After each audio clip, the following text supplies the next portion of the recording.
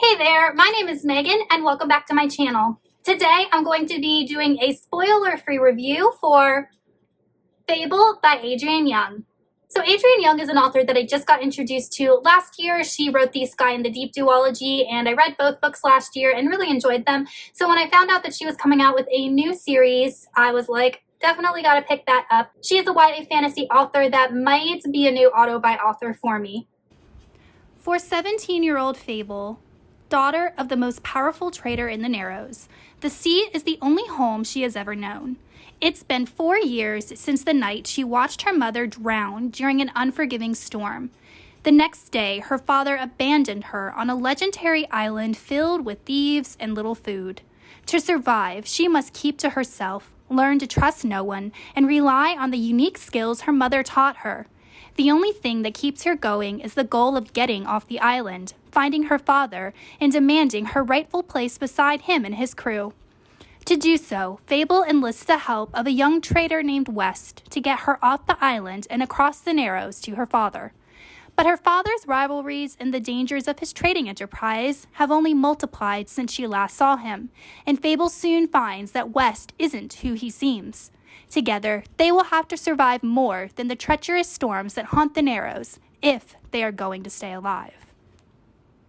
So as with all of my book reviews, I'm going to talk about the plot, the things that I liked, and the things that I didn't like. Next, I'm going to talk about the things that I liked. So the first thing that I really enjoyed was the setting of this book. So I didn't realize that this was going to be like a ship sailing setting, but it definitely was. Fable grew up on a ship. She was a merchant sailor's daughter, and she knows how to handle herself on a ship. She knows how to be a sailor. And a lot of this book took place on a ship with her and other sailors. So I absolutely loved that. That was a big surprise for me. I really was not under the impression that that was going to be the main setting, but it was. So if you like books that take place on ships, sailing in the ocean, then this would be for you. The next thing I liked was the friend group. So that is the crew of the Marigold, which is the main ship in this story. They have a crew. It's a very small crew, and they are very close. They all care about each other, trust each other, love each other, don't tell each other secrets. There are humor, and I just absolutely loved their dynamic because they were very hesitant at first to let Fable into their friend group, but she kind of had to prove herself, and I just really liked that whole process of her becoming a part of the crew and trusted by the crew. It was a lot of fun to read about, and just once she had been accepted, how she fit into their dynamic. So the friend group for me was definitely a highlight of the book. The next thing I liked was our main character, Fable. I felt like she was a very well-written protagonist because in YA, I feel like sometimes the female protagonist can just be really not well done, but I think that Fable was well done because she was a character who was very determined. She had a goal in mind to get off of Jabal, the island, to find her father, and to demand her right to join his trading crew. She refused to give up on that dream. She did whatever she had to survive on this island of thieves. She was very cautious, but at the same time reckless. She was very careful. She had a secret that she just couldn't tell anybody for fear of her life. She demanded that West take her on the ship in order to get her off of Jabal. But, at the same time, she is able to humble herself and realize that you can't go around telling people what to do, that there are structures and rules in like a ship crew hierarchy, and you can't go just bulldozing your way over that. And I just felt like she was a very well-rounded character and one that I really enjoyed reading about and from her perspective. The next thing that I really liked was the treasure hunt premise. There is a treasure hunt in this book, and I can't really say much more about it without spoiling it. But like I said, when I went into this book, I wasn't expecting it to be like a seafaring novel, and I definitely wasn't expecting like a treasure hunt part of the plot, but there was, and I found myself just falling in love with it and just wanting to be in a world that was full of pirates and ship crews and treasure hunts, and that's exactly what this book delivered.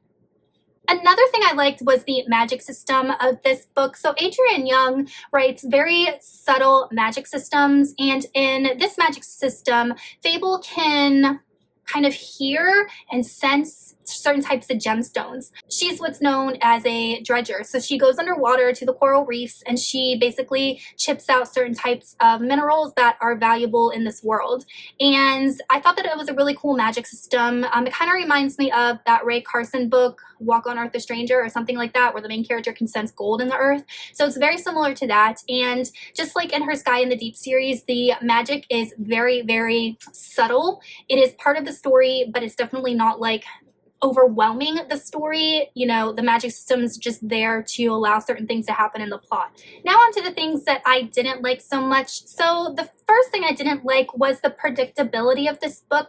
So we automatically see that West, who is the helmsman of the Marigold, that there's something going on with him, that he's definitely holding things back from Fable, that he has secrets of his own. But there were a couple instances in the book where he's described as having like these reactions to things that Fable suggests, and right away I realized that he knew one of the secrets about Fable that no one in the whole entire world was supposed to know about her. So I was like, well, that's kind of predictable. I feel like the author kind of made it clear that Wes knew the secret, and that kind of took away from the mysteriousness of it. So at the end, when that reveal happened, it just wasn't that exciting to me because I'd already figured it out. So I did feel like there was some predictability in this book. But then I do want to backtrack on that, because how the book ended, there was a character that was reintroduced into Fable's life that I was not expecting. So where there was some predictability in this book with certain characters, that ending definitely did not see that coming. And the second thing I didn't like was Fable's father, whose name is Saint, and she addresses him as such. I just feel like it's very odd for a father to drop his daughter off on an island that's inhabited by miscreants when she's like 13 years old and expect her to survive. I just don't understand his motivation for doing that, and it happened exactly after her mother died, and that is not a spoiler, it's literally in the synopsis, but that happens exactly after her mother died, and it just doesn't make much sense to me why he would do that, and the explanation for that was never revealed. All he says to her is, I did it to protect you. So I'm assuming that there's some more backstory to Saint and why he did what he did, and as well as his relationship with Fable's mother and Fable herself. So I feel like there's going to be a reveal with regards to that relationship that, I don't know, will explain why he did what he did. I kind of have a theory, maybe, but I don't want to spoil anything if that turns out to be the case.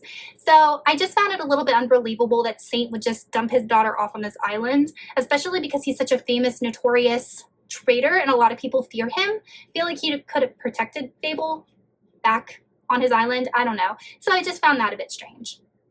All in all, I really enjoyed Fable. It's a fun YA fantasy, light fantasy, and I would recommend it to anybody who is looking for a fantasy that is easy to read, quick. You could probably knock this out in a day. It's only a little over 300 pages, that has a good main character and has like treasure hunts and pirates and seafarers.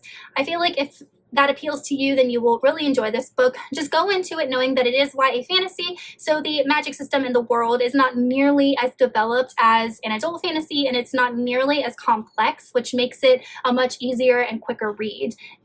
Alright you guys, so that is it for my spoiler-free review of Fable by Adrienne Young. Let me know in the comments if you have read it or plan on reading it, or if you've read Sky in the Deep, and I will see you guys soon in another video. Goodbye!